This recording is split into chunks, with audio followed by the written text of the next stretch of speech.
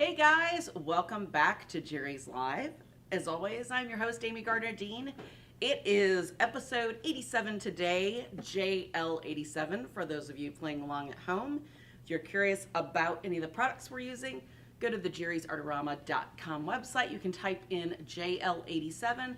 That will pull up the entire list of the things that you're going to see, the substrates we'll be using today. Got a catch in my throat, sorry about that. This show is about substrate preparations, how to prepare canvas, paper, panel, etc. for your medium of choice.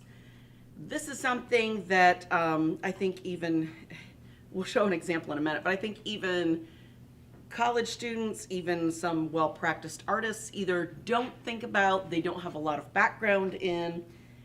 It's something that's a little bit obscure, maybe, kind of. Not a lot of people talk about it because it seems kind of like a preparations 101 kind of a topic. But they do a lot of things and make a lot of mistakes that either make potential issues later on in the painting as it ages, that perhaps do some things that cause kind of some visual issues with your painting as you go. So I thought this was a really good topic that we probably needed to discuss. And everybody knows how weird I am about, Frida, don't give me a funny look, about just canvases and quality and things like that. There's some things you can do to lower end canvases to make them better quality for painting.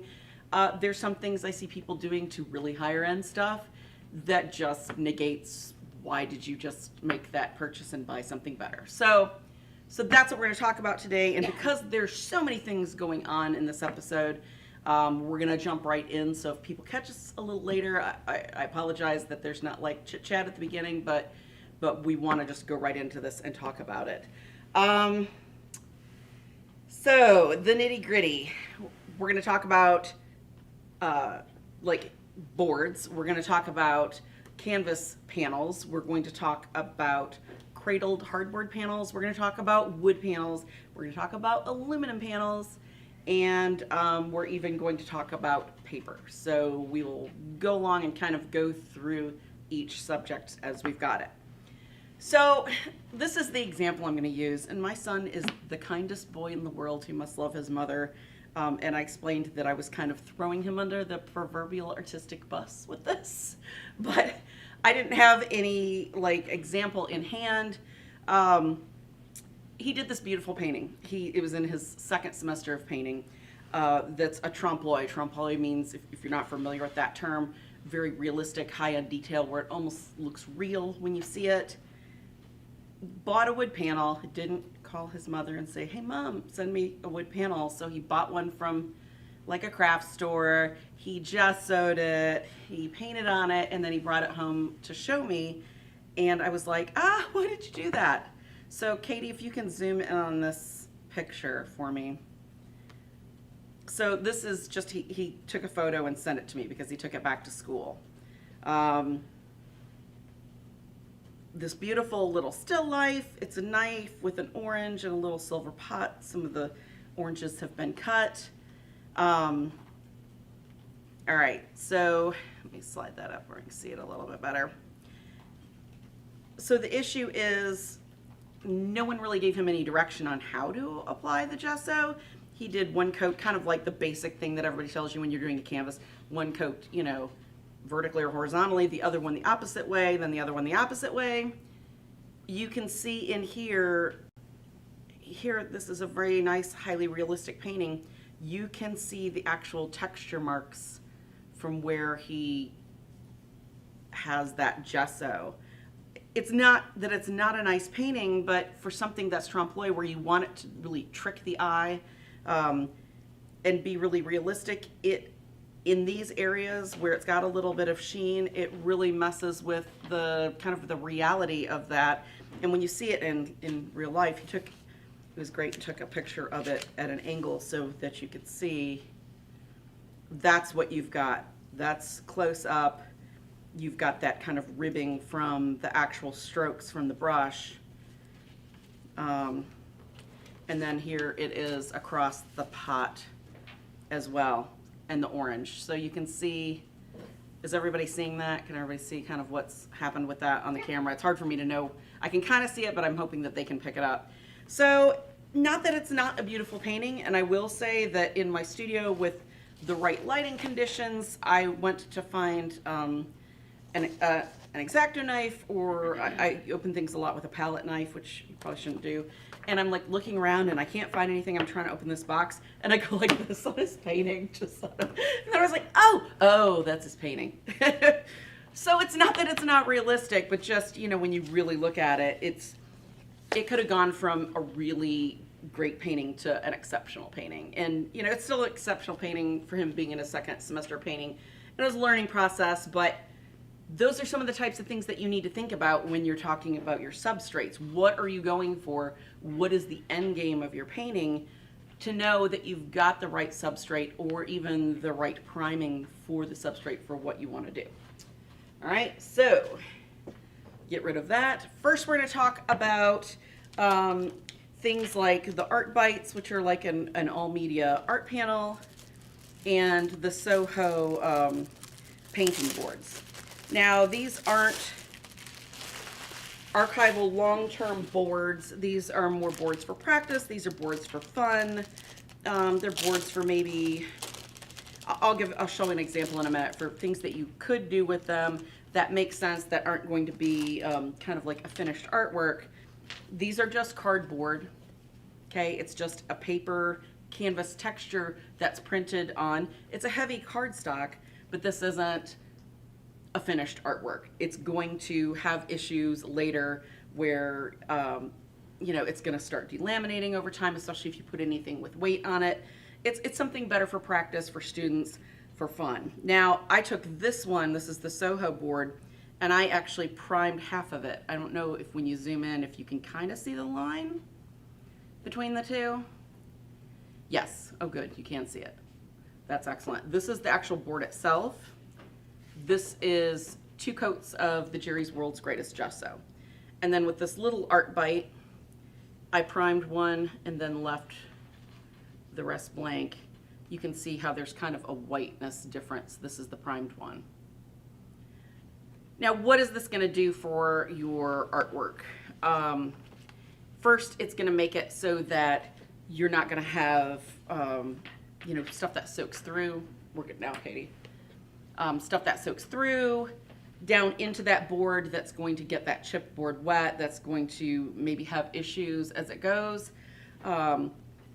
So your paint, the wetness will sit on top, so it will give it some kind of the ability to last longer. A good example of this that was primed right were when those art bites came out. I did this. These were gessoed with 2 coats of gesso.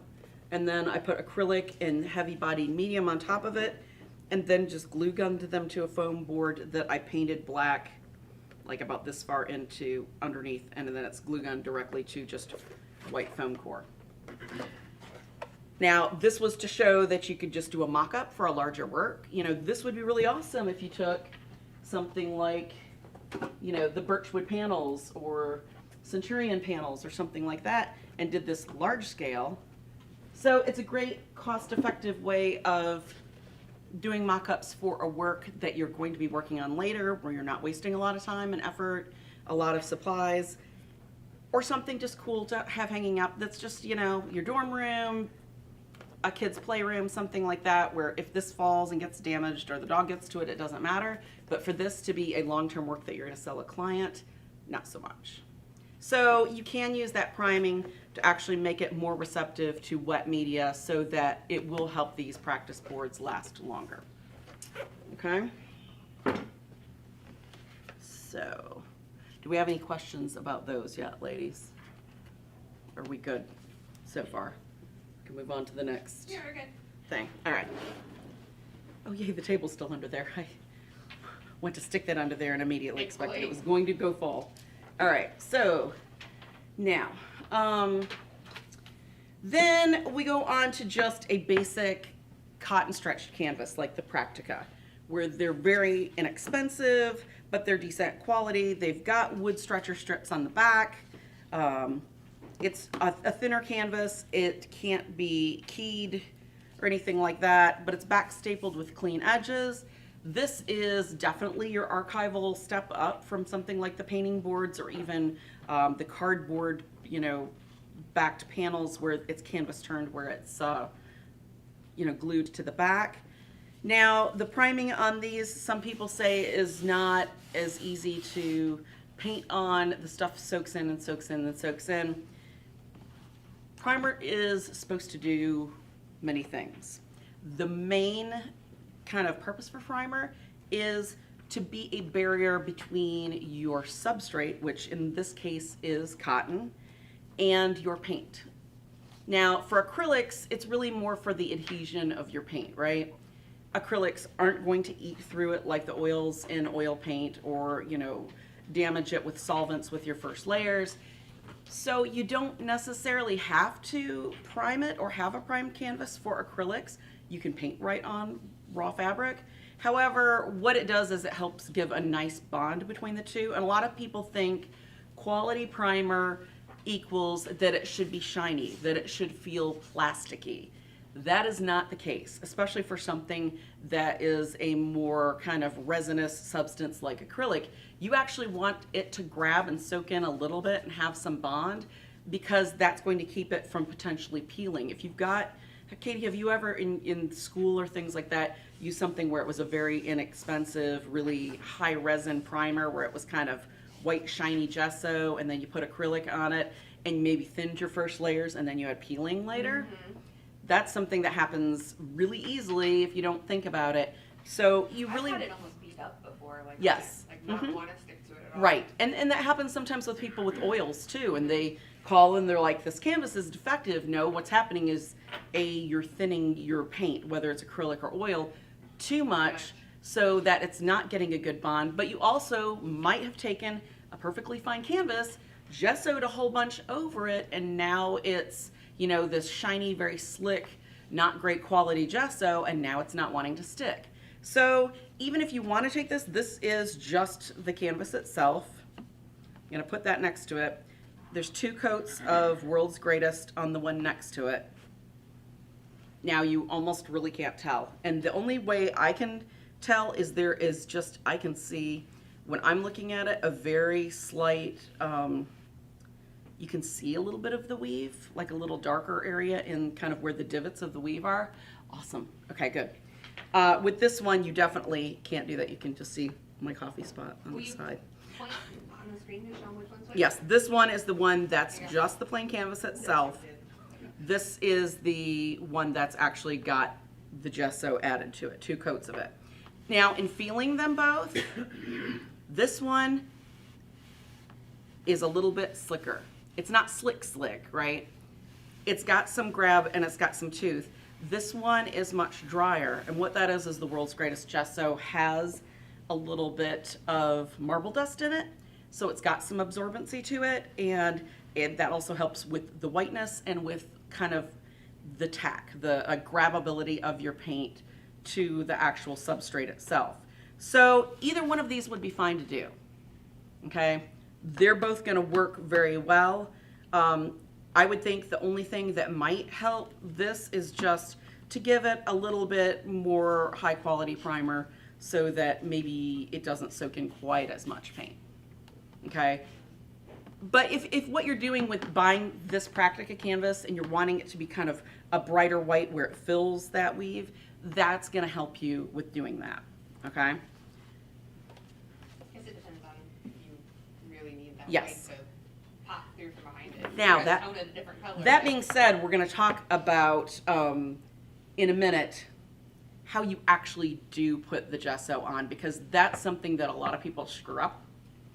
And there's lots of different techniques out there, and I'm a very much firm believer in being able to prime without having to do like tons of sanding and things like that, but there's a way that you're going to have to do it. We have a lot of people that take primers and they prime their canvas and they think the more the merrier, the heavier the better, right? If you're putting butter on toast, do you want just a little bit of butter? No, you want you want to be swimming with butter because that makes toast delicious, right, Amanda? You're right. Okay. That's not what you want with a canvas. The issue is, I see people all the time that are painting it on like they're painting trim in their house. You can see the brush marks, it's very heavy. If you're doing that one way, another way, you're putting too much on there. It's very thick. If you have issues later, or a canvas like that that flexes too much, if let's say that you're not giving it enough time to really fully cure well and you're going ahead and painting on it, so it's kind of choked off under those layers and it's taking longer to dry underneath, you can actually have adherence problems where it's going to crack and potentially fall off if you do it wrong. And I get complaints from people once in a while where they've done that and they're like, well, it's a defective product. Sadly, no, you've not been taught how to apply it properly. Okay, so we're going to show how to do that in just a little bit. Let's see, another type of canvas, edge.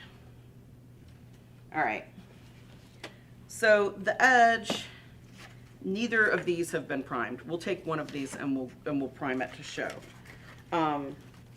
This is a canvas that I get people that sometimes will take this and actually prime again.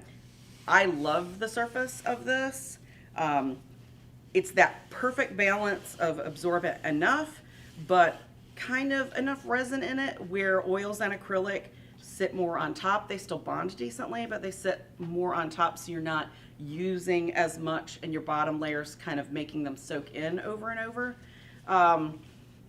A big thing with this type of a canvas is you can't key it, right? Keying means that you're taking it and you're putting a key in there and knocking it to kind of separate it if your canvas sags. So this is a canvas you don't want to add a lot of extra primer to, because A, there's no reason for it, and B, if it gets slack and you can't key it to tighten it up and you've put too much of that primer on, you could have problems with it coming off with it slack and moving around like that, okay? Now, one note I will say about this, and I don't know if you're going to be able to see it because it's very minuscule and it's only when I angle it, I can see a little bit of shine on here from the plastic. A question that we get people that ask all the time is, they'll get their canvas, they'll get it out, they're ready to work on it, and they'll have spots that, oh, perfect. Let's put this right up here. Yep. All right, right in here, I can't tell if we can see, there's a little bit of kind of shine, and I think it's more at my angle.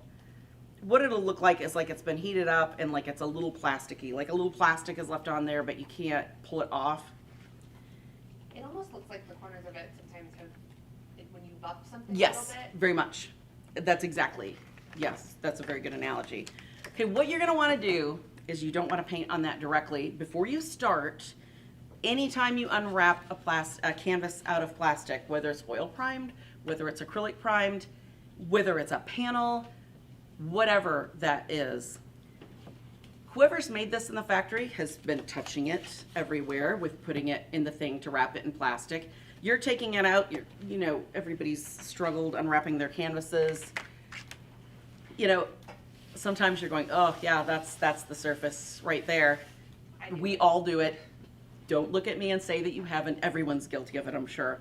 I mean, nobody's, but maybe somebody does. Yeah. No, I'm sniffing, remember? I sniff, so I know. What you're gonna need to do with this is you're going to need to get either isopropyl alcohol or denatured alcohol. Okay, you're gonna put it on like a clean cotton rag or if another type of lint-free rag that you have. Just kind of dab it on. You're gonna want to wipe the whole surface down, and anywhere you're gonna paint, if you're gonna paint those sides, go ahead and wipe those down. And sometimes it gets a little tricky. You might have to do one side and then kind of let that dry and put that down and kind of do your other side. That's going to take all those oils and all the residual, the little bit of plastic that's kind of rubbed off there over time. It's going to take all that off, let it all evaporate. You're ready to work again. Don't drown it. Obviously, we're not giving it a bath. All we're doing is wiping that priming off and cleaning it up, okay? That's how you get rid of that. That's how you get rid of, sometimes people will have like little spots too, and that can just be from things in the studio. It can be from splatters of, you know, stuff. It can be you had lotion on your hands, whatever. There's been all sorts of things. Katie in the face. Face grease. Were you doing like a No, like if Tammy you do, like, Faye? I'm notorious for touching my face or like pushing Yeah, my yeah. hair back. Oh, no. Face oil on Yes, it. yes, all the time. So that's a good thing to do right before you're ready to work, and then go from there, okay? We'll show on one of these, just because this will be easy to show it on, how I want people to apply. I mean, not, okay, it's the way that I do it. To me, and all the things that I've read, it makes the most sense. And it's going to save you from having to sand a whole bunch. Because something like this, especially, because it's got that spline on the back, where it's in this thing and you can't key it, you don't want to be pushing to do a lot of sanding. You want to handle this with it down and being pushing on it as little as possible.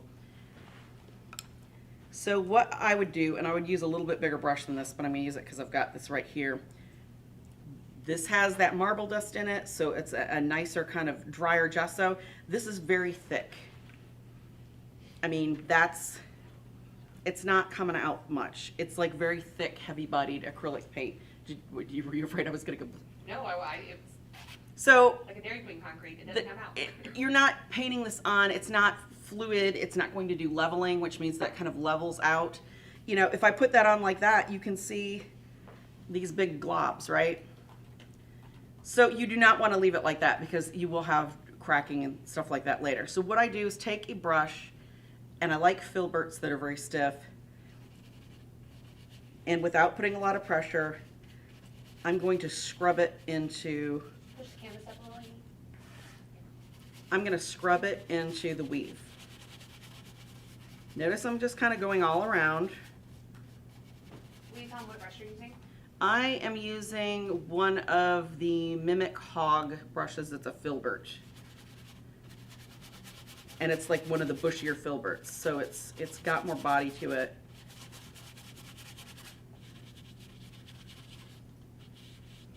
Now, so I've got it like that, and then if I kind of take it, I'm not trying to get a brush stroke out of it. What I'm trying to do is do it dry enough where it's minimizing the brush stroke, where it's really working it down into the fiber, okay? And it's getting all those little nooks and crannies. A lot of people that I see, and that's another reason for cracking, that are just taking their brush and putting it in and they're slapping it on. You're taking it, you're doing this. That's not getting it in all those nooks and crannies. So, oh, I should just paint it heavier, right? Because that'll, you know, get it in there. And then, well, I can always go back and sand that. It's not all getting in there. Some of it might be getting some little air pockets, which is gonna give you instability in your substrate. Okay, so you definitely want to actually work that in. And the nice thing about no brush strokes, when you're doing it like this, and you're kind of almost doing it like non-directionally, minimal sanding.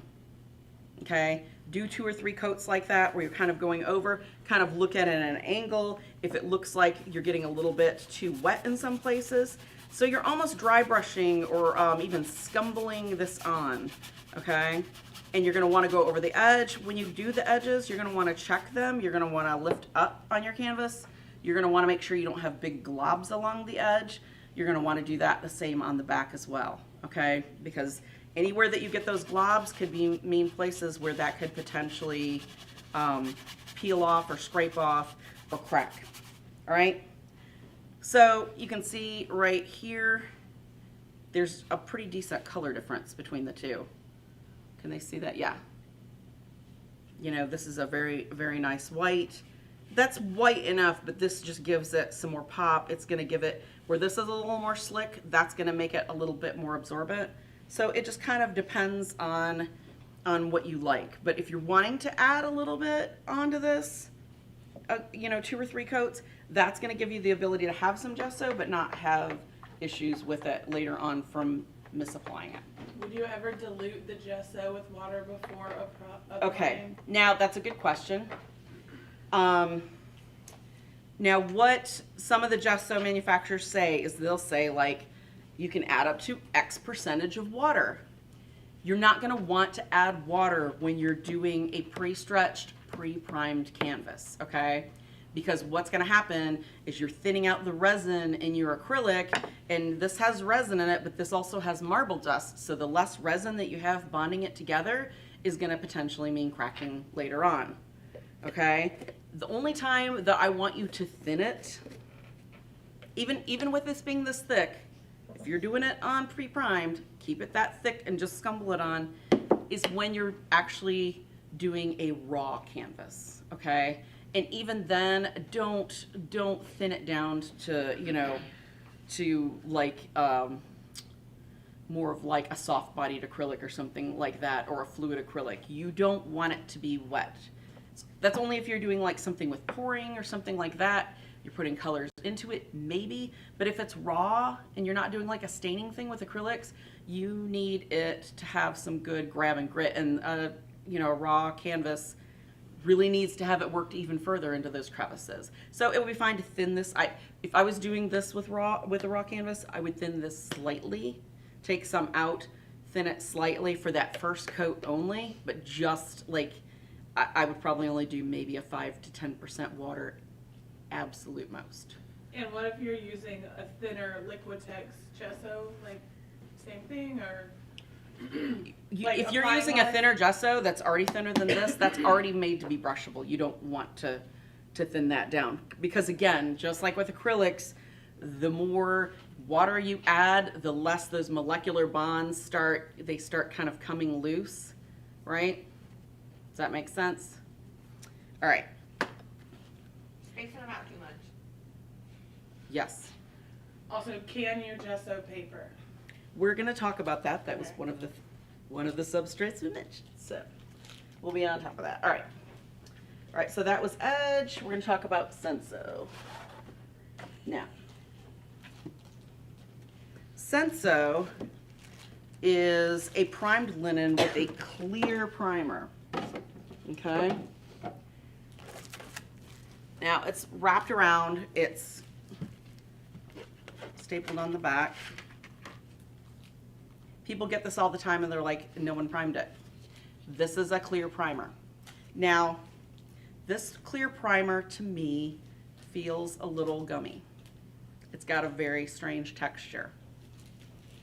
I think it works great with acrylics straight out of the thing.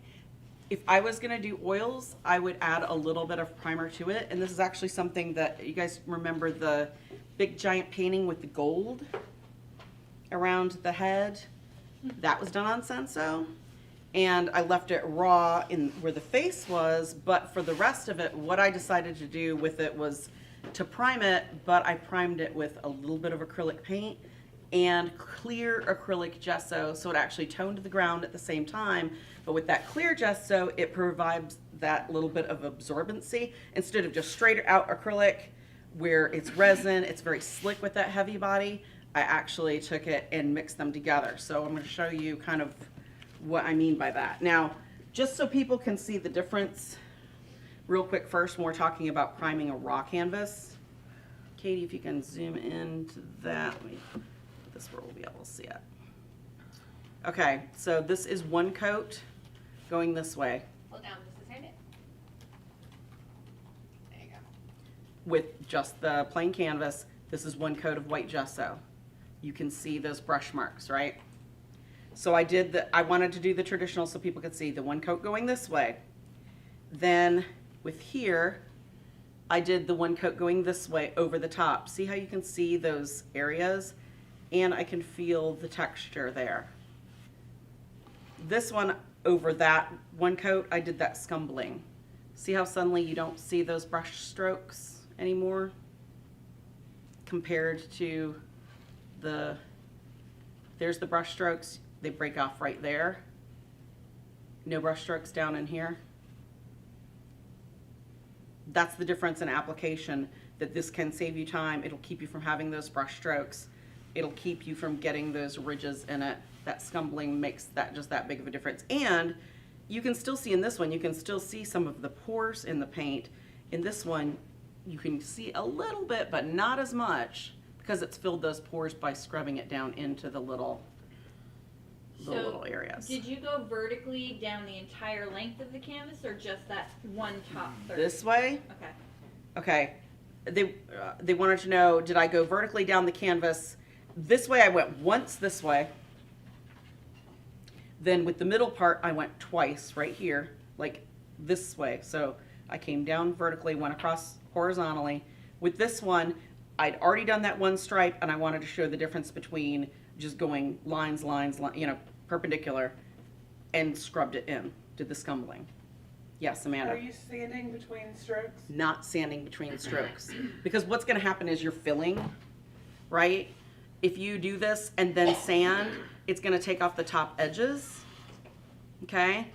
And it's only gonna leave what's kind of gone down those crevices. So you're working, if you really must do the perpendicular over and over, you're working against yourself by taking off a whole lot of, it's better to just wait until the end and then sand, because you're gonna want that smooth, uniform surface, and you'll keep taking down the top and taking down the top and taking down the top, okay?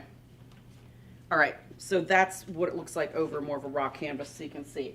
Now, with this, I'm gonna show, I'm not gonna say the word Amanda, but you know what I'm thinking. Yeah, thanks. You dropped them. Giblets. Yeah. All right, so I'm gonna show what I do for oils when I'm working with this canvas, and I want to have some color on there. This is a good way to save the oil price that you've got, right? Because oils aren't cheap. Acrylic is much more reasonable. So I take the color. This is clear gesso. Winsor Newton makes a really awesome clear gesso. So I'm gonna mix it about half and half.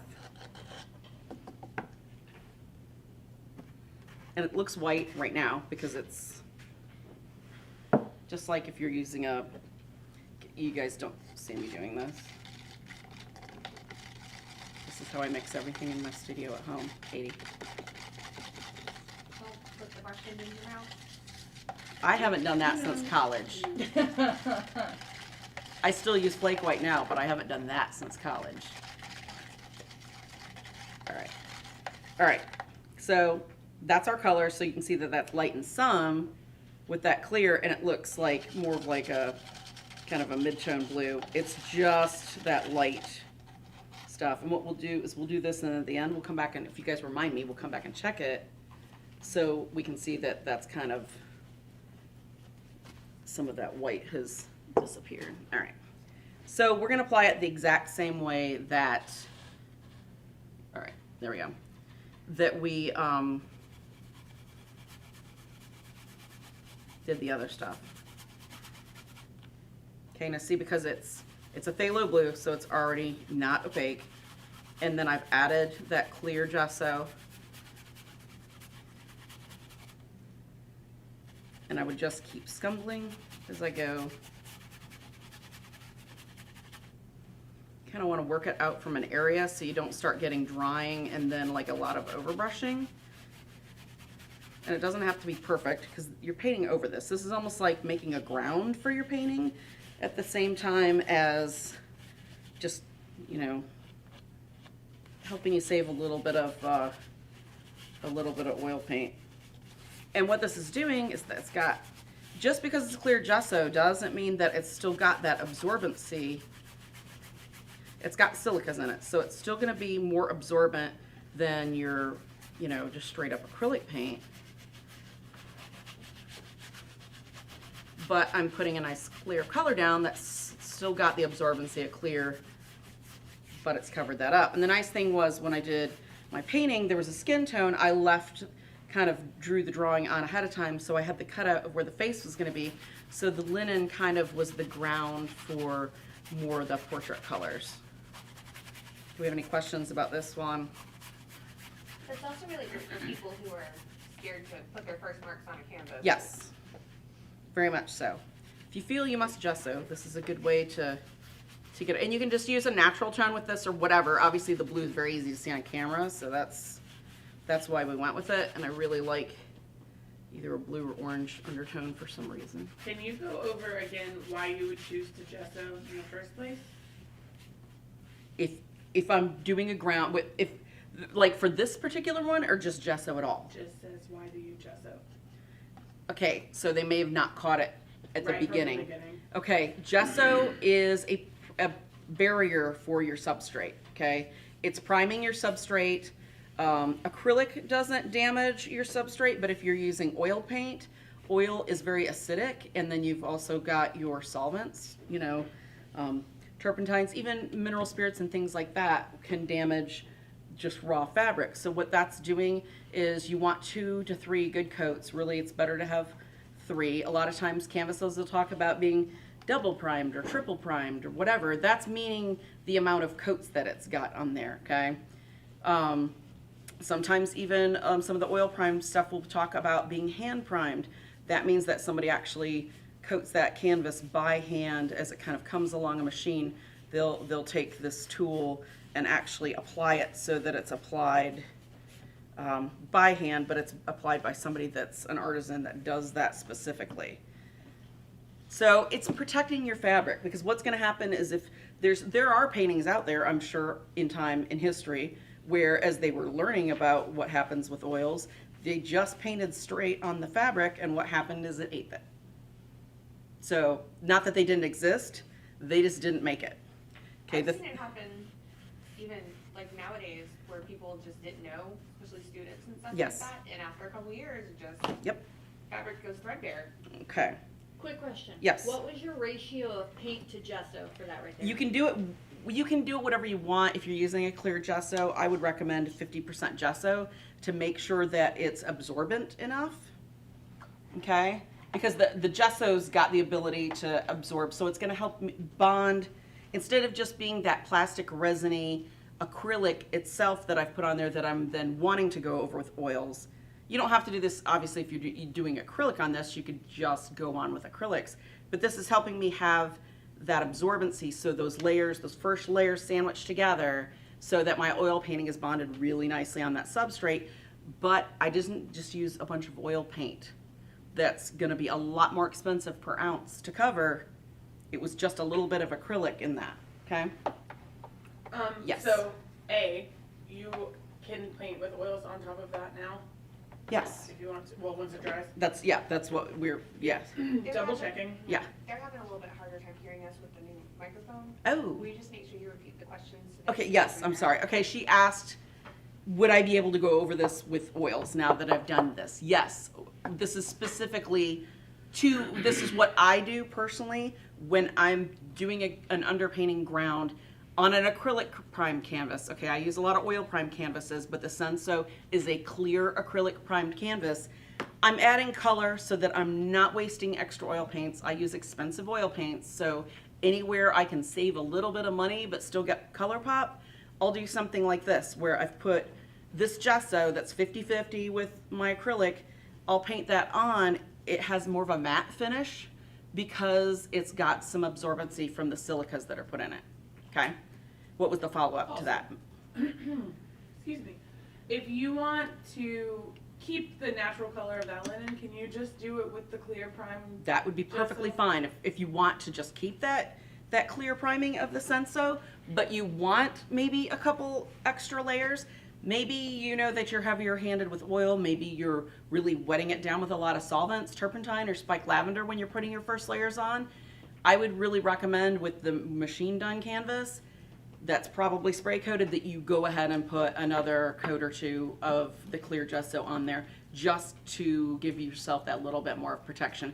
But remember to apply it light. Just because this is clear doesn't mean that you can't get buildup, right? So you still want to make them nice thin layers so they bond really well together.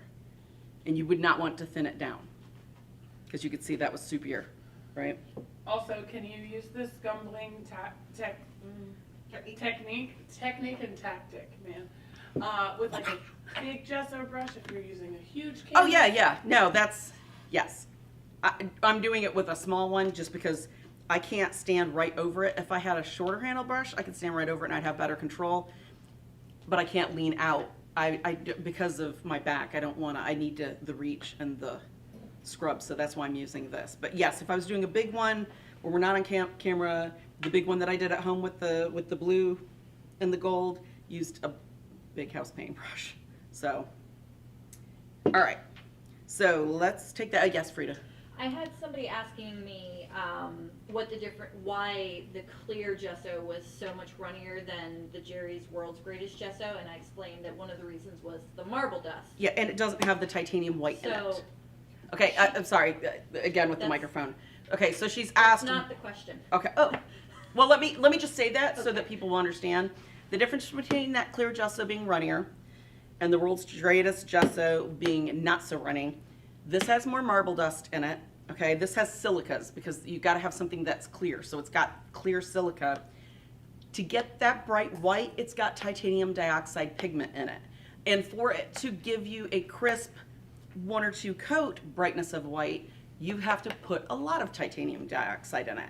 So the more dry ingredients you add to keep it opaque, the thicker it's going to be, okay?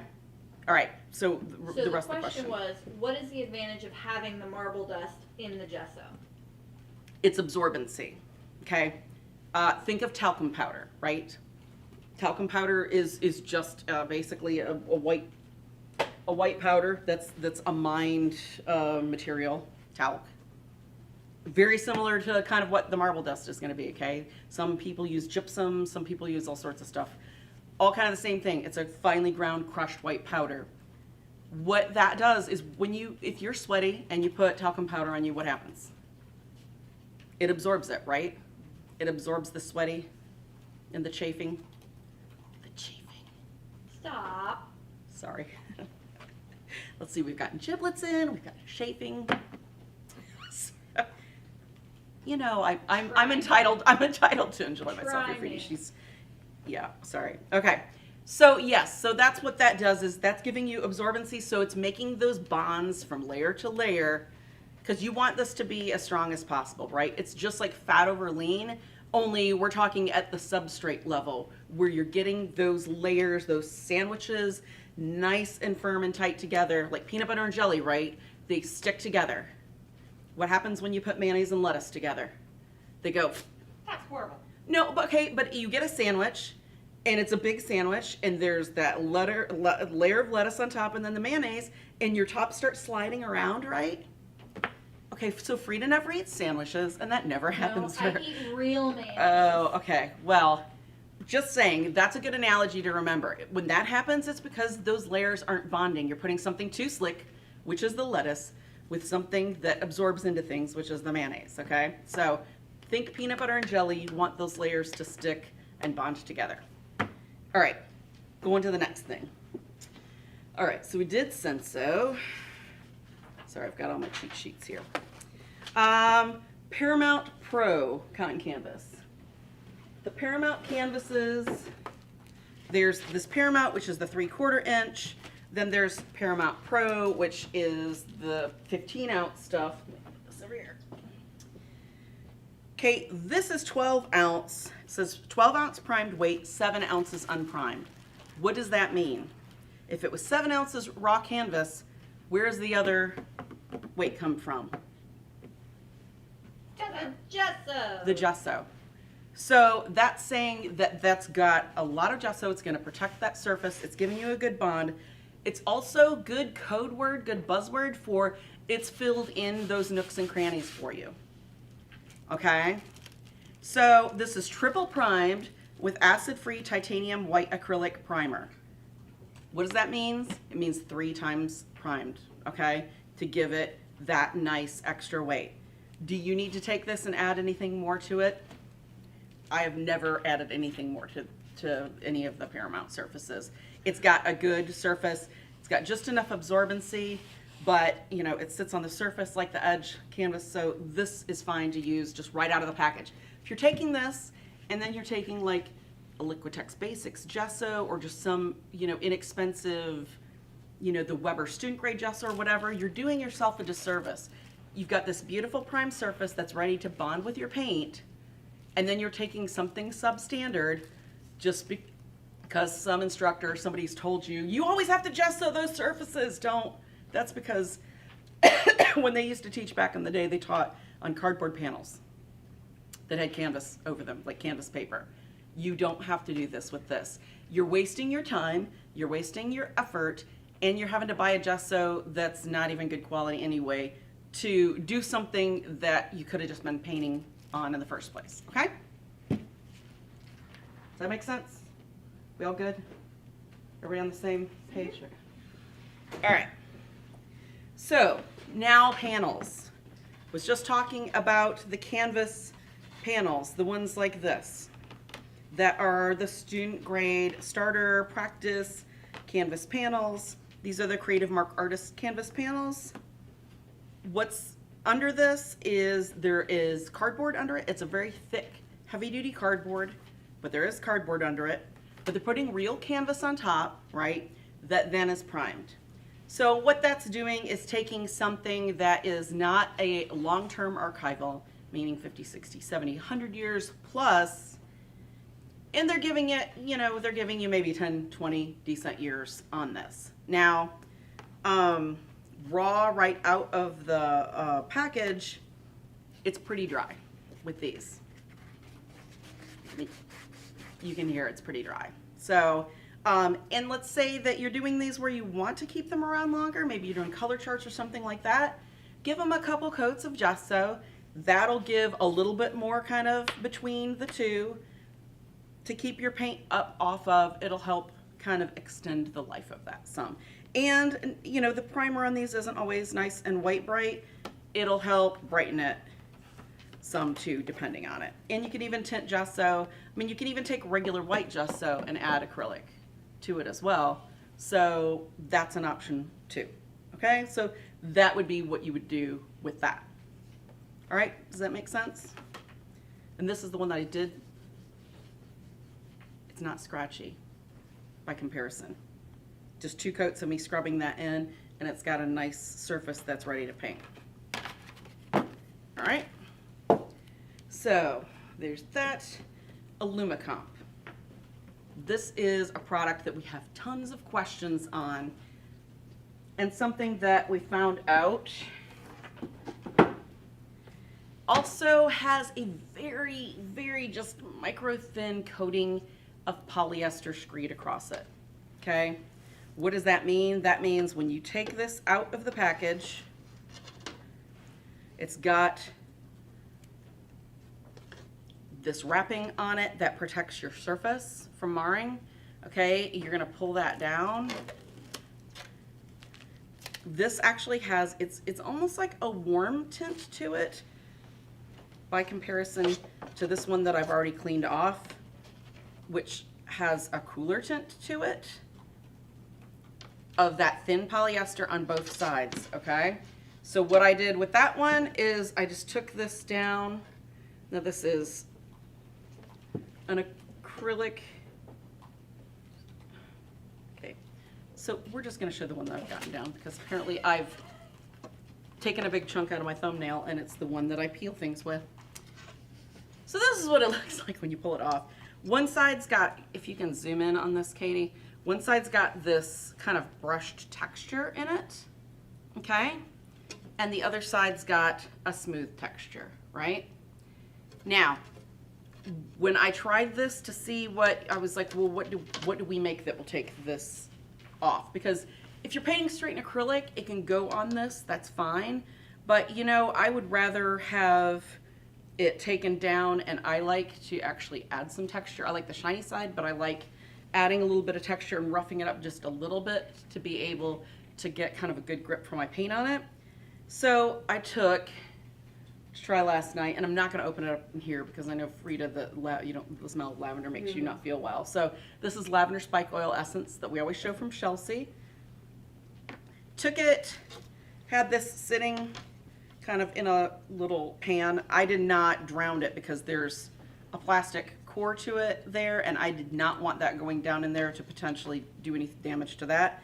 Just poured a little bit on, took a brush, scrubbed like this, and you could see the little bits of polyester coming up. Wiped it off with just a clean, like, old t-shirt rag. In no time at all, that was taken off. So, perfect way to take it off. It's a non-toxic way to take it off so that you don't have to deal with solvents or, you know, some other types of things would work, but this is really going to be a best bet as far as being a healthier way to do it. Now, something I noticed when I was taking it off on the shiny side, and it's so minor that you may not be able to pick it up with the camera, but I really scrubbed with a stiffer natural hair brush to see what would happen. And I actually got a little bit of texture in it that's just barely perceptible to the finger. So it actually made brush strokes in it. Now, for preparation for something like this, this textured side is ready to go. All right, that's got the texture. It's going to bond with your paint. It's going to bond with whether you just want to paint straight paint out of the tube on there, whether you want to prime it then with acrylic, or you want to glue watercolor paper on it. Whatever that texture's got grab and grip, and that's going to do that. Well, let's say that you want to do some sort of artwork where it's shinier. Yes, Amanda. So, excuse me, the broadcast skipped for a second. We had a little interruption. What were you saying you used to get the finish right on that? Okay, so there's the polyester film on it that's bonded to it to protect it from oxidization. Because even though it's aluminum really doesn't tarnish, but it will still oxidize slightly, which will discolor it a little bit. And you want any residue not on there because it's not going to form a clean bond, right? So they scree a little thin polyester on there and let it dry, so it's like a little film. Especially with the textured side, it's not something you can peel up, okay? Because they make this and then they go put the plastic on it for packaging. So there's a time where it's sitting there exposed. So they put that polyester on it right away. I used the Chelsea Classical Studio Medium, the Spike Lavender Essence, because although it is non-toxic, it is a solvent. Okay, Spike Lavender is the same as like turpentine in what it will do, but it doesn't have the damage that it's going to do to your lungs like turpentine will with use. So I poured a little on, scrubbed it with a stiff bristle brush. I did not want to get it down in the sides because of that poly core, because that's a solvent. If it got down in there a lot, it could soften it or damage it, so I didn't want that. So just kind of lightly scrubbed it. The smooth side, it came up right away. You can see it like coming up. With this, it took, because of the texture, it was down in the texture a little bit. So I just kind of scumbled it like that, wiped right up with a clean old t-shirt rag, was all ready to go. Okay. Thanks. I think it skipped right when you said that you poured the lavender on it. All right, so what I do when I do these, and I've got to put this on because I've got a horrible metals allergy and we don't need to get that in my dry fingers and then not get it out and then have a reaction. We need bigger plastic gloves, Katie. I feel like I could go and Those are really split. tiny. Yes, they are. All right, steel wool. I'm not sure what the weight of it is because it was here. I forgot mine, but you can take this, put it on.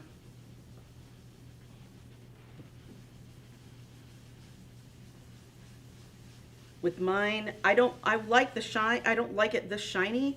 I want it with, where I can brush it back and still get the gleam of the aluminum, but I want that texture to make sure that my paint is bonding well with it, because if you haven't figured out before now, you are probably aware, I'm a freak about things bonding properly. See how that little bit of that gave that a whole lot of texture? If I turn it at an angle, yeah, there you go. See how you can see the kind of buff marks? Okay, would just take some cheesecloth, wipe that over that to get the dust off. Then I would take my denatured alcohol, wipe it down again because I had my hand pressing down on this as I was working. That's gonna give that little bit of texture. Yeah, that's got a really nice, just enough texture where I know that paint's gonna grab on, okay? This side with the texture, it's already ready to go. So that's fine if you don't wanna have to deal with anything. I don't like the texture running a specific way. I want it to be able to wipe it back down. A good painting example of this was the car that we did. Oops, I guess I need to do it this way because the camera's set up. All right. So you can see where the aluminum is showing through in all the little kind of lights and all that stuff. Yes, Frida?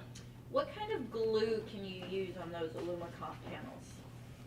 Okay, they asked what type of glue you'd use to, you're saying they're probably gonna, are they gonna bond like canvas, they're gonna bond watercolor paper, things like that? I'm guessing, Yes. Frida?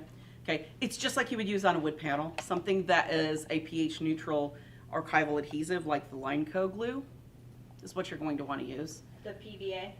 That's different. The PVA is actually a clear sizer that's used in replacement of rabbit skin glue. It's not an actual adhesive.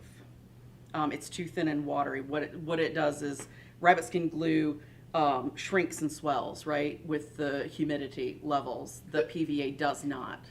So that's a replacement for rabbit skin glue, only it's not a glue for adhesion of materials to each other. Okay? All right. So that's the Illumicomp.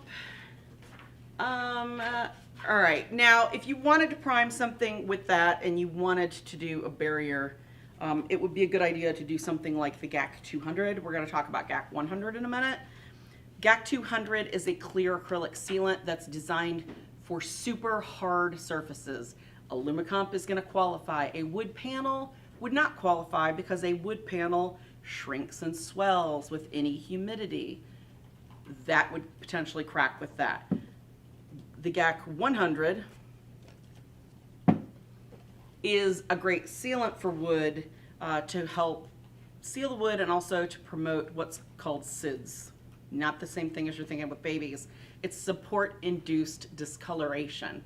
Like if you've ever painted your porch or something like that and there's knots in it and you didn't prime it with something, you go out later and there's kind of these yellow spots, right, in different places, and you're like, what the heck is that? That's support-induced discoloration from those resins in the pine knots coming up and migrating up through your wood. So you want to put that on any types of panels, the cradles, the whole 9 yards, to keep, especially if you're going to paint them, to keep any discoloration from coming through, but also to seal them so that you don't have as much shrinking and swelling of your panels, because that helps prolong their life, okay? So let's look at the Da Vinci Birch panels, since we're talking about the GAC. Da Vinci Birch wood painting panels. They're a cradled panel. There's 2 depths. So we've got the cradles, and then we've got the nice plywood panel there. It's ready to go. You are going to want to do something that I always feel bad to tell people to do, but you know what? Do it, because my pet peeve is when you go to galleries and people have taken this nice panel, they didn't sand the edge, and then they painted it black, and it's shiny black acrylic, and you can see that texture, like from an angle, and you're like, sand it. What was that? That's the Amy sadness when people have done stuff, and I'm just like, here's your beautiful painting, and there's your crappy stretchers. Sand it. I sanded it with, when we look at one in a minute, I sanded it with 110, then I sanded it with 220, then I did used some cheesecloth to pull the sand off, put the GAC on it. This is what it looks like in comparison. If you can kind of show those two. See how it's got some sheen to it? That's the GAC sealant. That's without it. You can see it on the back. Seal the inside, seal the cradle inside, seal the back. See, gosh, yeah, there's still a little bit of glitter over there on the side, Katie. We've got glitter GAC. It never goes away. Seal everywhere with this, okay? That's gonna give you the ability to not have as much expansion and contraction with that birch as you go along, okay? Then once you've got that, you can decide, do I want to gesso the top of this? Do I want to gesso it and then put silver point ground on it? What do I want to do? You can even just paint straight with acrylic on this, because this works like a primer. It's not going to be quite as absorbent as gesso, but it still, can sit on top like that. Frida, it looked like you might have a question. Somebody had asked earlier about what type of gesso to use on rocks. Would the GAC 200 be? The GAC 200 would probably be a great way to seal those rocks. She asked, what kind of a primer would you put on rocks? Now, rocks have a lot of things going on with them that people don't think about.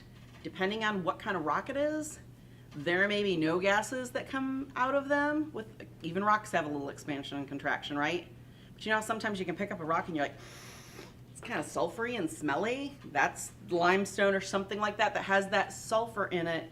Seal it with something like a 200 because that could give you discoloration with the stuff oozing out of it. So the 200 would be what you would want to use to seal something like rocks. Okay. And would she then put a gesso over it, or could she paint directly on the GAC 200? She could paint directly on the GAC 200. If she wanted to paint directly on the GAC 200 with the rock, that would be fine. If she wanted to put gesso on top of it, that would be fine as well. All right, so here is that GAC 100 that I've taken. After I put the GAC 100 on, I put some artist tape on, okay, to keep my sides nice and clean so that I didn't have to be as careful with the with gessoing. This was the one time where actually going in a line is going to help you because you've got wood grain here. You've got to fill wood grain, and wood grain is going to be uneven and not like a machine-made fabric, okay? So this is where you are going to probably want to do that perpendicular painting. Put it on first going against the grain. That means if your grain goes this way, you want to go straight forward. Go, you know, back and forth and put it on there. Don't paint it thick, paint it nice and thin.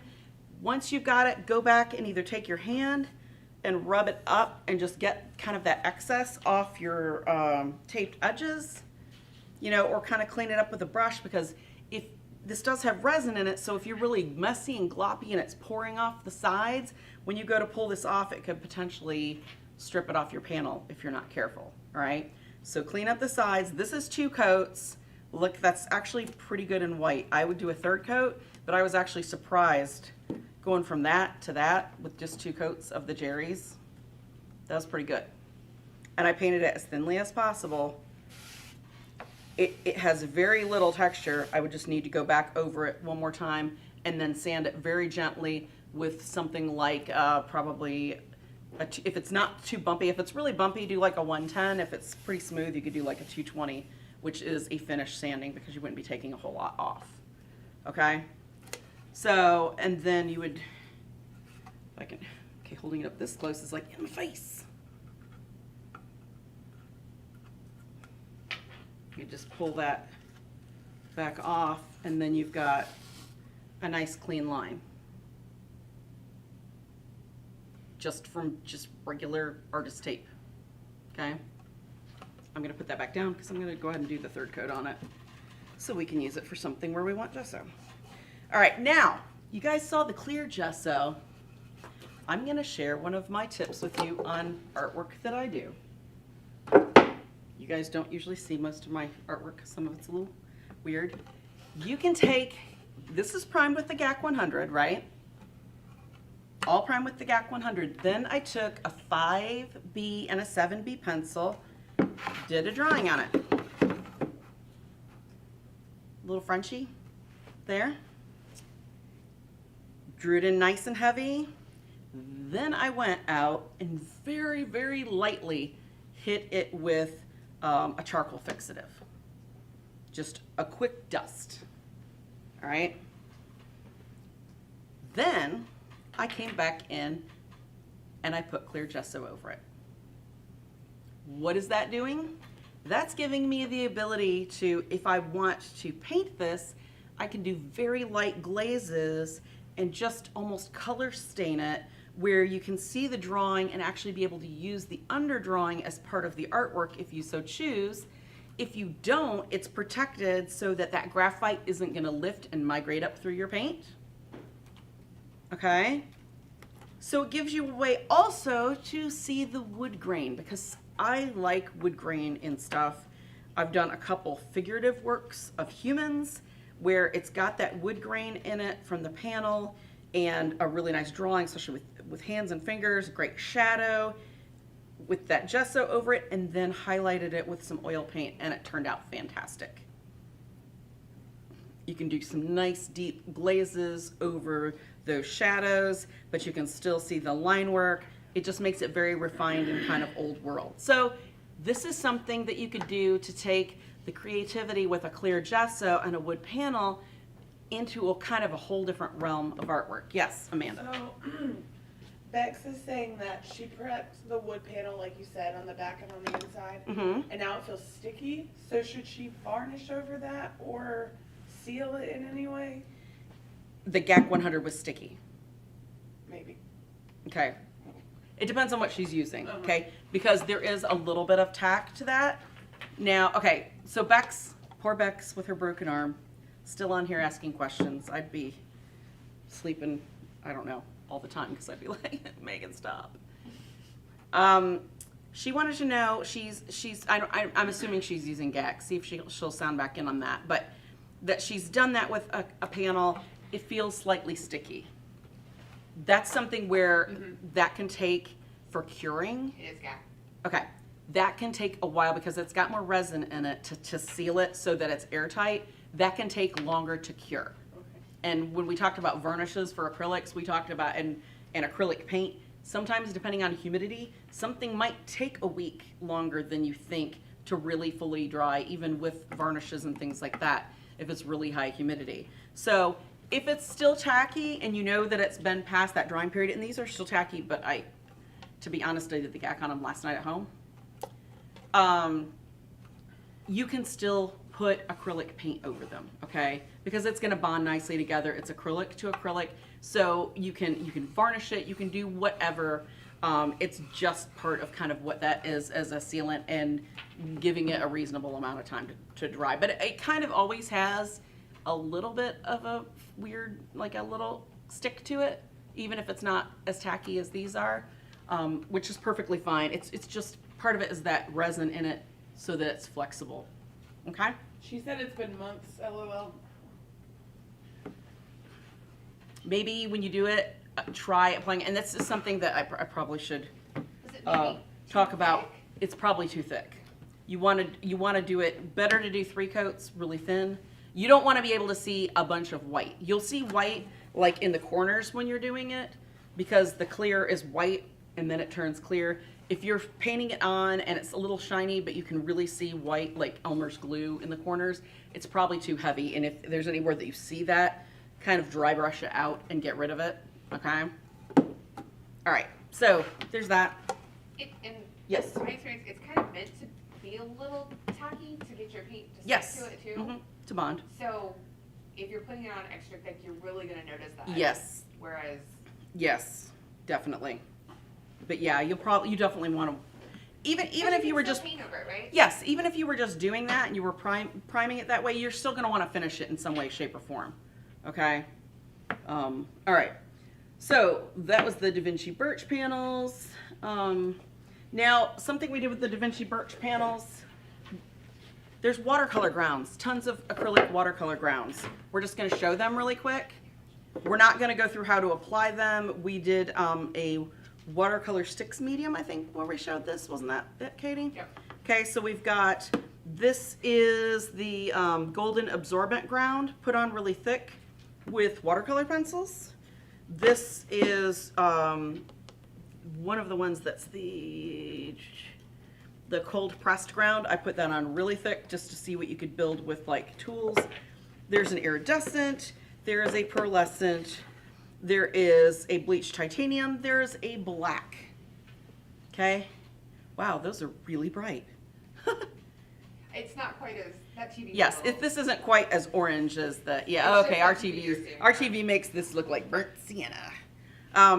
So with sealing those with the GAC, you can put virtually any type of priming medium on them.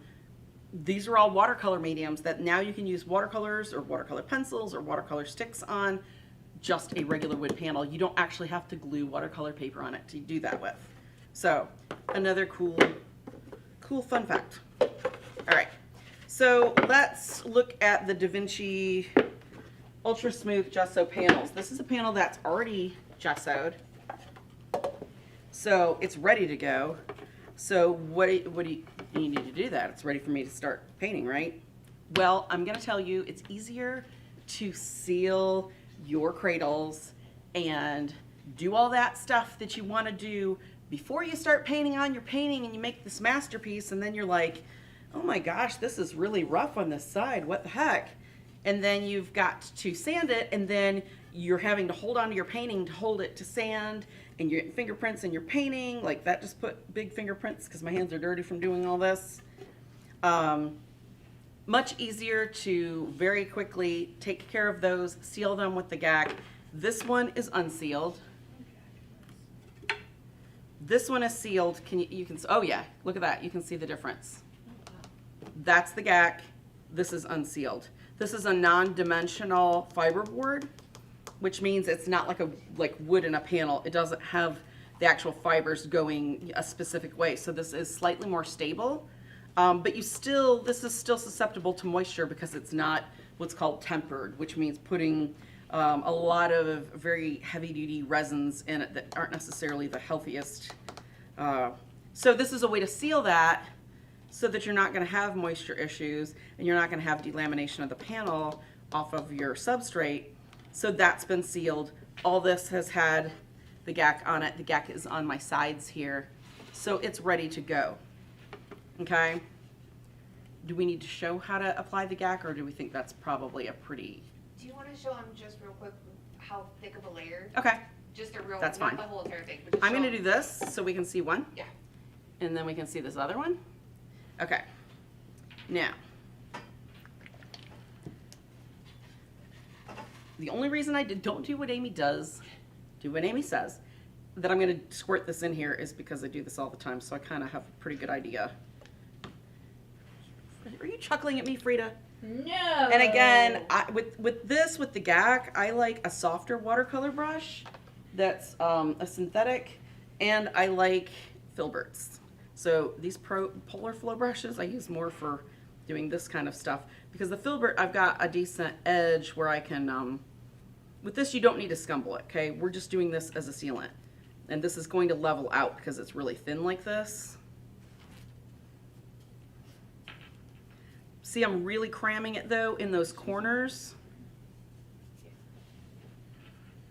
because I want that to get in there and really seal kind of where the panel and the cradles come together, okay? Now see how thin that is? You can barely tell over here where I've been. It's already absorbed, right? See how flat it is and you don't see any of that white? But you see the white over here, that's the excess. So I'm gonna go through and pull this up, and what I'm gonna take is this extra, and I'm gonna start onto the sides with what extra I've got. While you're doing that, are there Yes. any that come pre-sealed? No, they're not, because they don't know. No panels come pre-sealed for this kind of stuff, guys, because they don't know what you're gonna do with it. Okay. Okay, you might want to do wood stain. You don't want to seal this if you're gonna put wood stain on it, like an acrylic wood stain or an oil wood stain. We're gonna talk about that in a minute, because you want that translucent color to absorb into that raw natural wood. That's not gonna happen if you put a sealant on it. Okay, so, and you know, there's so many different ways people would want to do stuff that it would make them very expensive, and it's not worth. What you do is when you buy these, don't get them one at a time. If you know there's a size you're going to work in, do multiples at once. Okay, again, I'm just putting a little on my brush. Okay, now I would do this part here, then go to the next one. Anywhere I've got a little bit of excess, I'm going to pull that up. Okay, and I'm going to check to make sure it's not running over into the sides. And then I would be going to the outside edge. And when I work on it, I pull it from here and then pull it down so I'm not going and glooping over. But with this gesso, you can usually kind of rub your finger along it and pull back up and pull any overflow that starts, okay? You gonna sneeze, Frida? Goodness. All right. Are we good with that? Are there any other ways to apply GAC 100, such as thinning and spraying through an airbrush? You probably could do that, but the problem is then okay. They asked if there's a way to apply this, like, especially if you had a big wood panel. You could put it through a sprayer, but the problem is the more you thin that, the more you're thinning the ability to make that nice more waterproof kind of less breathable membrane, right? You're sealing this. So adding water is doing what? It's making those molecules start to break up. You could maybe do something like add an airbrush medium, because that's adding resin that's more fluid. That's a fluid resin. Okay, that might be a way kind of to fudge that. But otherwise, if it's something big, just use a house brush, because then you're gonna be able to physically, as you're doing it, see what's going in. If you're spraying, it's gonna be a lot harder, and especially a lot harder to catch overspray, because that's gonna start running when it's not absorbing in, and then you're still probably gonna need to use a brush with it. All right. Okay. So there's those. All right. Amy, should we also see if they have any questions about the GAC that Golden has a phenomenal explanation of all the uses and stuff on their website? Golden, yes. And on our website too, in the tech Ours too, notes, yeah. you can click on more information and it'll explain to you what each of the GACs is for. There's a bunch of them. There's like 100 through 900. So, and they're all for different things. So always read, don't just go GAC. GAC means golden acrylic color. Don't just put GAC and then just pick a number, because that's not how it works. The 100 is a sealant on flexible surfaces, all right? So, and Golden's website is just a freaking, like, a learner's paradise. To go on there, they've got tech notes for everything. They're the font of knowledge for acrylics, all right? Liquitex' website's good too, but this is their sealing thing, and we know Golden's, and that's what I work with a lot, so that's what we're showing. Oh, Yes. this is a great question. If you're using a brush specifically with GAC, would you just make that your GAC brush, or would you be able to use that later with other paints? All right, so she's asked if I'm using this for my GAC sealing brush, would I just want to keep it for that?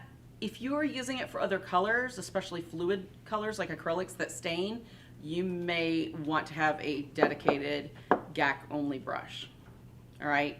And you do want to clean these out really good. First, go and rinse it out with warm water and really get the resin out, and then you're going to want to actually use soap and water to clean it out, because it will stick in the bristles and get stiff because it's very viscous, all right? So even if it is the only thing you use for it, like, you're still going to want to clean it every time?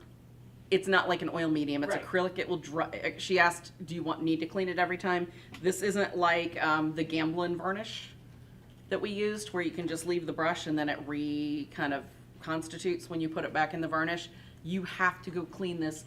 And just like with acrylics, as soon as you're done doing your stuff, don't set it down, go out and have a smoke, go make a pot of coffee. Oh, you get a phone call, you get distracted, because you're going to have to take your brush and go throw it in the garbage afterwards.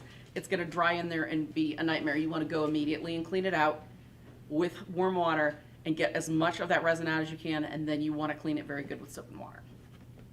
All right. Okay, now we're going to take that. Somebody asked about wood stain, right? So, these are the deeper cradled. This is that, but with this beautiful finish to it, where I've actually stained it. I didn't stain inside, but I stained the back for anybody to be able to see with artwork, and I stained the sides. I sanded this till it was baby butt smooth. And then what I used for stain is I didn't go get wood stain. If you've got wood stain at home, that's fine. The biggest problem you're gonna have to worry about is if wood stain gets up on that gesso, it's probably gonna get on top of the gesso. You can overpaint it or lightly sand it, but it's a very thin coat of gesso. Acrylic probably is gonna be your better friend. What I did was made my own stain with this. And I'm gonna turn it like that so you can see it. And how I did it was I took the quinacridone nickel azo gold, it's high flow, that Golden has. And I've done it before using fluid matte medium because I don't like shine on the sides. But matte medium's a little thicker. What I tried yesterday was using Airbrush Medium because I was like, well, but it's a resin, it's just really thin like the high flow, so theoretically this is gonna work. All right, take it, you sand it. I sanded first with 220 sandpaper, then I sanded with 110. Sandpaper is like the lower the number, the grittier and the rougher, okay? The higher the number, the better for finish. With these type of panels, 210 or 220 was the perfect time to stop. You're gonna wanna take cheesecloth, which is kind of a waxed cloth. You're gonna wanna wipe it really good just to get any grit and dust. Just wipe it off the whole thing, because you would hate to have sanding dust in here and then turn it and it gets all in your stain, because that's just gonna be a nightmare. All right. So I've got this. That's a good grain to see. Okay. So I'm gonna put some Airbrush Medium in here. So if you didn't have Airbrush Medium, could you tint the GAC 100? The GAC 100 is very, okay, she asked if you could just use GAC 100 to make it. It's not viscous enough, okay? It's not thin enough, or it's too viscous, rather. This is like water. You saw it coming out. It's like water, right? But it's resin. You're painting this on almost like a watercolor, because the stain is a transparent or semi-transparent, or even maybe sometimes semi-opaque, which I don't think with wood is as nice, because you can't see the nice wood grain. So it needs to be thin, and it also needs to be so you can wipe it back off. With this, it's thin enough that it works like a wood stain, where you can actually wipe a little extra off or kind of dry brush it into each other. The more viscous it is, the more it's going to be like paint, where you're going to keep brush strokes in it and not be able to get rid of them. Okay? All right, so I'm going to take this and just pour a little in there, because this is high flow, so it's incredibly concentrated. And don't judge me, Katie. You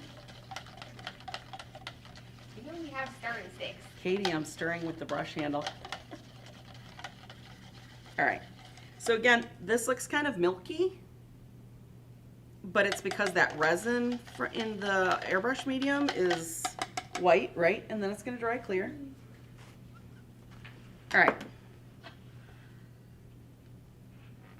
Now I'm using this with this because I've got it out and I used this last night, so I know it works really well. All right, put this over here. I love those polar. All right, now you could tape off the front, but I'm just gonna use it and pull it over. See how that pulls the color across? I didn't make it quite as strong as I did last night, but look how nice and bright that is. You can clean up the edges. This is liquidy enough where you can kind of blend wet into wet if it starts getting like that, where you can kind of see the color difference. This was actually the easiest, and I grew up doing woodworking, so this was the easiest staining I had ever done. I was like, what? This is so easy. Never used acrylic. See how that, you can just wipe that right in. A little bit of overlap, just pull that off with my hand. There's that edge. Questions while I'm doing this?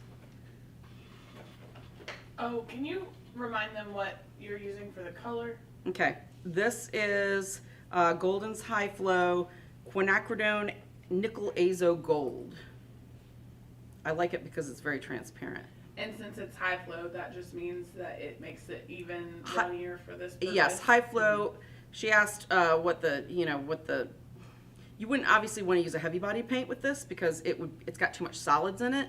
This just has the clear resin like the Airbrush Medium, all right? So it's going to be watery like a stain's going to be. See how even if I look, there's a little overlap. If I just pull that on there, it's not leaving, like when you're painting, it would leave a big glob and an edge. It works just like real stain does, okay? So you would do that, you would kind of pull this over. You know, if you wanted to stain the inside, you could.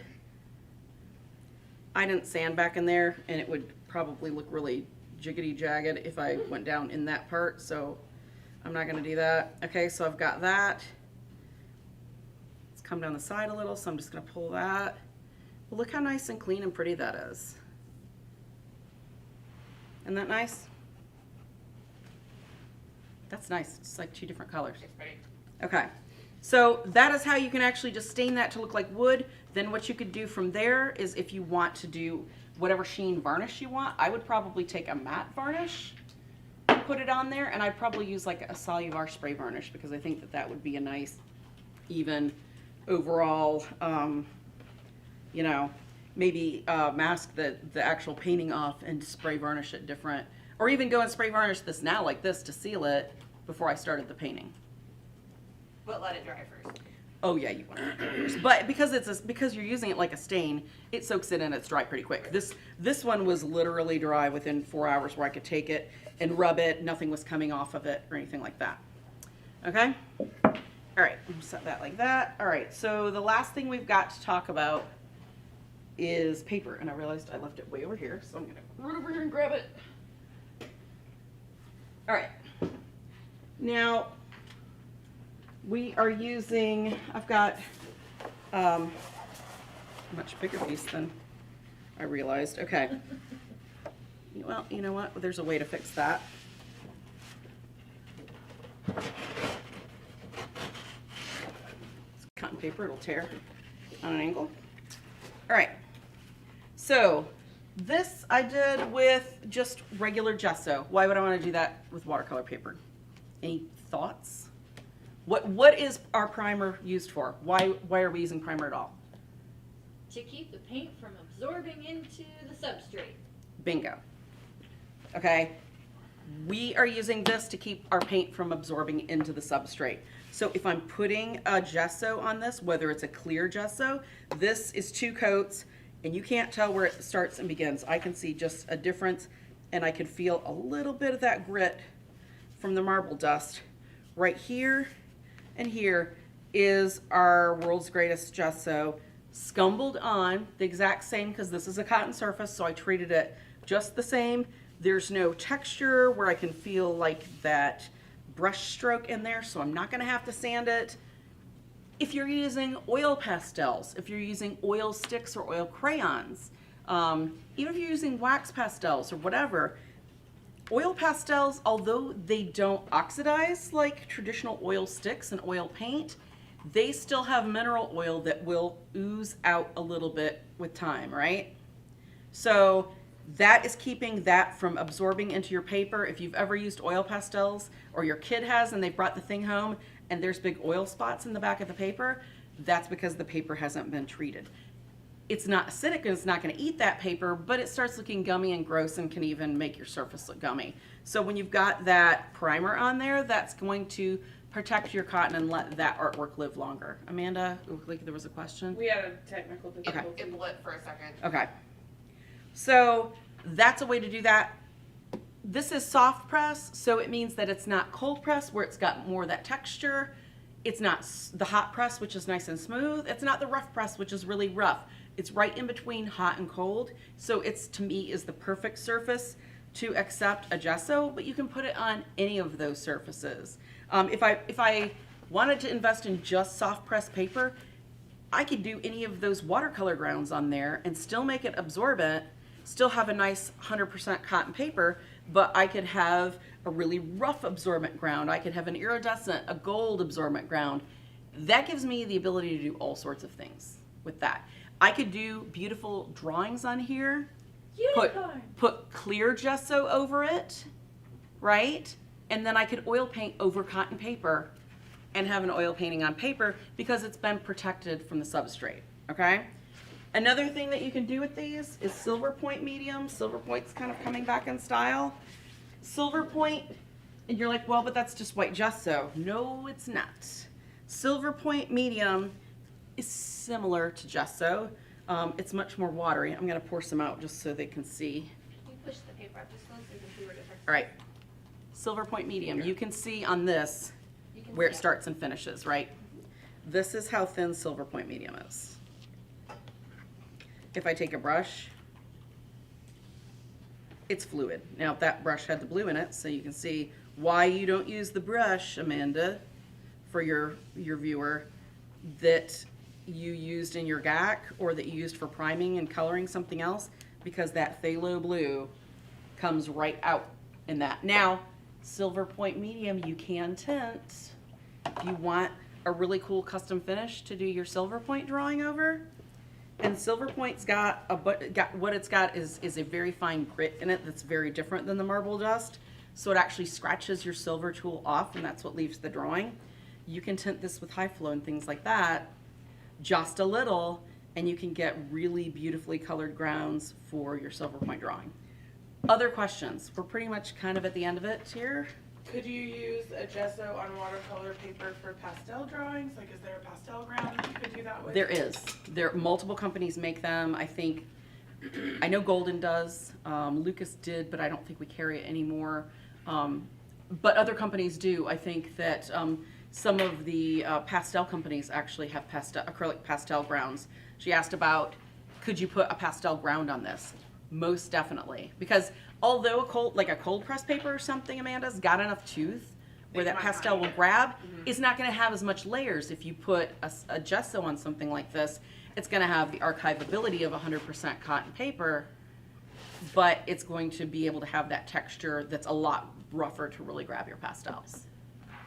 You can put that on anything. You can put that pastel ground on the wood panels. You could put it on the smooth gesso panels. I mean, as long as there's already some sort of either absorbency or something that's sealed it, you can use that on there. Yes, Frida. One of our viewers mounted raw canvas on the textured side of Illumicomp using golden gel. Okay. Is that going to be an issue down the line, or should that hold? The problem is, okay, so they took Illumicomp, they adhered raw canvas to the Illumicomp. Will that hold over time? It's a gel. It's really designed to be mixed. The primary function of a gel medium is to actually function as clear paint to thin your paints or extend your paints, maybe either for value, for lightening the color, making it more transparent. It works as an adhesive with lighter things like paper and stuff like that. It may well work depending on if there was enough of that texture there, and they probably didn't take the polyester off because that's news to us. So it may work. It may not. It just depends on really the canvas and how well it got in there and bonded with it. If they rolled it out really good, like from the center with a roller and got a nice bond and then pressed it maybe overnight, your guess is as good as mine. It's likely to hold for a good long time. It's just, okay, so it's on there. What you're gonna do is you're gonna frame it like a panel. As long as you frame it like a panel and those edges are held, your artwork's gonna stay in there. Yes? After you stain the sides of a panel, Mhm. do you need to then put GAC over the top of that, or Okay. seal it some other way? All right, they asked after you stain the sides of the panel, are you gonna put GAC back over that to seal it? GAC is something that seals your substrate itself, okay? This is the raw substrate. You're sealing a raw substrate with this to prevent any discoloration from coming through that, also to help provide more of a waterproof membrane to keep outside humidity and elements and dust and dirt and things like that out of your substrate. This is not a varnish. That's why it's not called a varnish. It says GAC 100 acrylic primer and extender. Okay, if it's not called a varnish, don't use it as a varnish. Okay, so you're going to want to use some sort of varnish, whether it's spray, whether it's painting it on, and varnish it that way. I have one other question Okay. that was asked at the very beginning of the episode. All right. He wants to paint with oils on hardboard and wanted to know if he needed to do GAC 100 first and then a Gamblin oil ground, or can he just put the Gamblin oil ground straight onto the substrate? Okay, that's a really good question and something we didn't talk about with priming. Okay, first I'm going to say, someone asked about oil priming a hardboard panel, whether they need to have that protection for the panel first and then put the oil ground on it, or whether they can just put the oil ground on. This is going to be a two-part answer. First, we're going to address that question. An oil ground has oil in it. So if you've not protected your substrate, what is that oil ground going to do? It would just be like the same thing as painting. It wouldn't be as bad as painting straight oils on that substrate, but it's gonna be the same thing because it's got an oil base to it, okay? It's a titanium white pigment in an oil base to be able to bond to a surface. So you actually ampersand, the brand ampersand, specifically on their website, specifies that they recommend that all of their hardboard panels, front and back, and all of their cradled stuff be sealed first with GAC, okay, with the GAC 100. So especially if you're going to be doing oil primer, you want that GAC 100 on there absolutely first. And I would even say, because this is shinier and you're putting oil on it, I would do maybe 4 coats and then sand it very lightly with either the really, really fine sandpaper, or maybe take a little steel wool just to abrade it slightly to give yourself some better tooth for that oil priming. Okay, now we've talked about priming substrates, and this is something I hear people talk about all the time with buying a canvas, and then they think because they want their oil to sit on top of it so it's not soaking in and soaking in and soaking into those first layers of that absorbent acrylic gesso, so they're buying a cheaper, more resinous gesso to put on so it's shinier. And we talked about, you know, that's not the thing to do. This stuff is great for doing acrylics. If you're doing oils and you're really serious about it, and you're taking even a really good quality canvas and then you're putting additives and all that on it, look at the numbers and crunch them. Add in your time and effort, add in the materials that you're buying. It may be cheaper just to buy an oil prime surface. I mean, really look at that. The Centurion and stuff, a lot of times is not that much more than a really, really good high quality cotton acrylic prime surface. And you don't have to take all the time and effort of your valuable time that's, you know, would save you time and money, especially if you're cranking out paintings and people are buying them. If you could turn out 2 extra paintings a quarter, 3 extra paintings a quarter, if you're fastidious like me and it takes you forever to prime this stuff because you're just like that, that's like a lot of paintings I could have gotten done in that time. All right? So, Plus, we put them on really good sale. yes, stock up when they're the sales, because we do the same thing. All right, any last questions? That's it. And Amanda, you're gonna have to check to see what we're doing next week, because I totally blanked. I don't remember, and I didn't write it at the end of my notes. Ian, latecomer here. Is GAC 100 used as a separation layer? A separation layer in, have him explain what he means by that. Like an isolation coat? If he's saying isolation coat, yes, that's the same thing as a primer. A primer is your isolation coat. Now, if you're asking a true isolation coat, like you've done your acrylic work and then you're putting an isolation coat over it to then varnish, no. This is a primer. It says primer. Golden's actually coming out with an isolation coat. So you don't have to make your own by thinning varnish and applying it. Yes, Amanda? It's color mixing next week. Color theory 101. Oh, Yay! Color I've been theory? despairing because there's been no color today. Oh, no. Yes. Well, there was stain.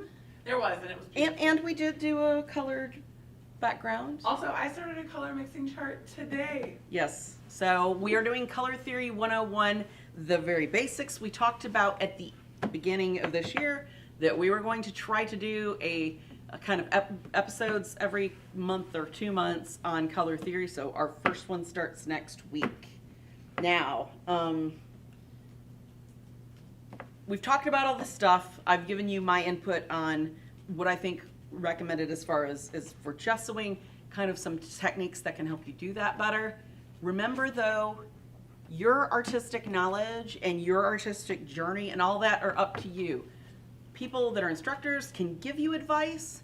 They give you the advice to the best of their knowledge, but you always want to do your own research too. Find what works. I learned that from trying different things because I was very unhappy with all the sanding of doing that gesso back and forth. And I found that you could do it quicker, you didn't have to sand, and that actually I didn't have to put as many coats on by trying it that style, and it worked. So experimenting is sometimes the way to do it. So remember, captain of your own artistic destiny. All right, we'll see you guys next week. Have a good one. Aye, aye, Cap.